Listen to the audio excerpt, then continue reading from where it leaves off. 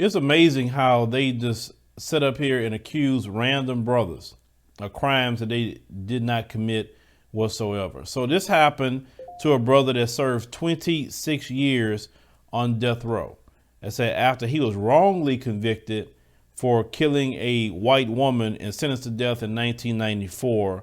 And now the brother is free after key evidence against him was debunked. So this brother's name is Eddie Lee Howard.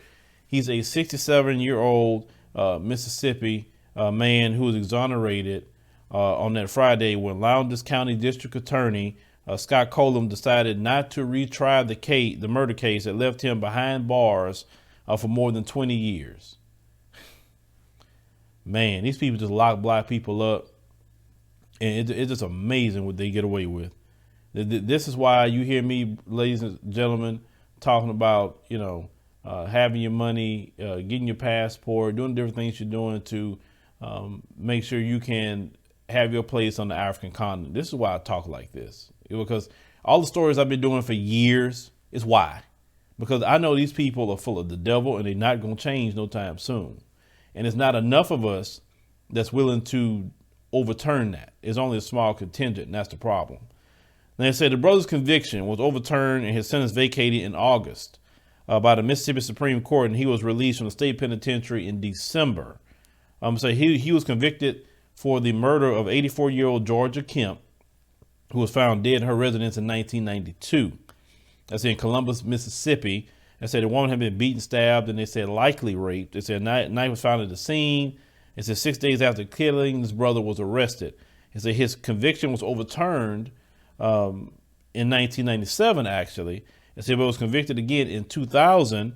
It said after a dentist named Michael West testified and supposed bite marks found on Kemp's arm were consistent with Howard's teeth. Now, it said in the 1990s, this guy had claimed that he developed a forensic technique that only he could perform. I see that's a danger right there. If somebody say, well, only I can do it. No. But it said that he said he can match bite marks on human skin to any individual person in the world. Now, this guy's testimony was used a lot in Louisiana and Mississippi, and I guarantee you them cases were all black men, 90% of them, if not all of them, because I know how these states go. For sure, Louisiana and Mississippi. Louisiana have more black people incarcerated than any state. I mean, and that's a small state compared to like us here in Texas.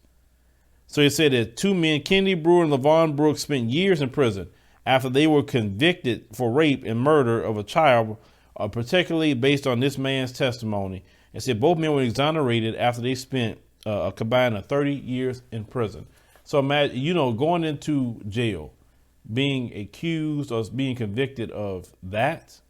Life was hard for them in prison because prisoners do not take it too well of anybody doing anything to children like that. Because a lot of those guys got children themselves. So in 2012, this guy himself stated that bite mark evidence is unreliable and shouldn't be used in court. He says he no longer believes in bite mark analysis. And he said that he don't think it should be used in court. Only DNA should be used in court. But the damage was done already. The damage was done, and which is horrible. Just because he say he can do it, but you got over DNA? Seriously?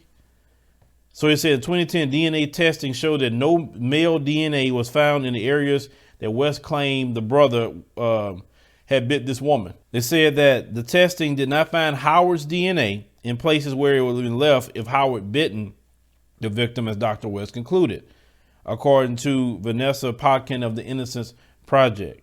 Now, the Mississippi justices agreed with the unreliability of bite mark evidence in August and stating that individual perpetrator cannot be reliable being identified through bite mark comparison. Just paraphrasing this sentence real quick, but same thing. So this is the thing here. There's so many ways these people have tried to convict brothers, picking up random brothers saying, yeah, you did it, or pressuring these brothers so much to get them to accept convictions that they didn't do anything, right? And they always target brothers and black people who are, poor or low income. You notice they don't target black folks that are, maybe middle class to upper middle class and up. You notice they don't target those black people because usually those black people have the money to fight.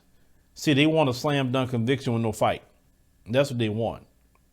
And it's sad what they do. They put black people in those positions and then they want to just throw random crimes on a poor black man who don't have anything to defend himself on. Because I guarantee you that brother didn't have no lawyer. Because any lawyer could have fought against that. The lawyer was like, where's the DNA analysis at? I need to see if my client was in the vicinity. I mean, he'd have been fighting that.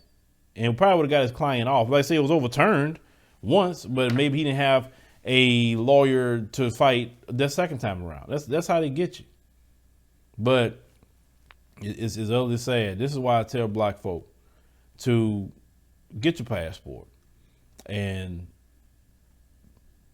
make your way to have at least some place in the African continent that you can go to. That's the only thing I'll say. You don't have to do whatever you want to do. I'm just telling you because I care about you and I see where this country is going. And it's not going nowhere good. Okay?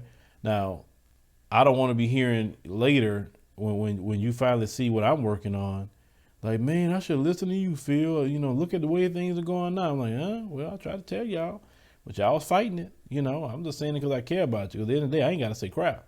I said, as long as I'll take care of myself and my family, but I don't think like that.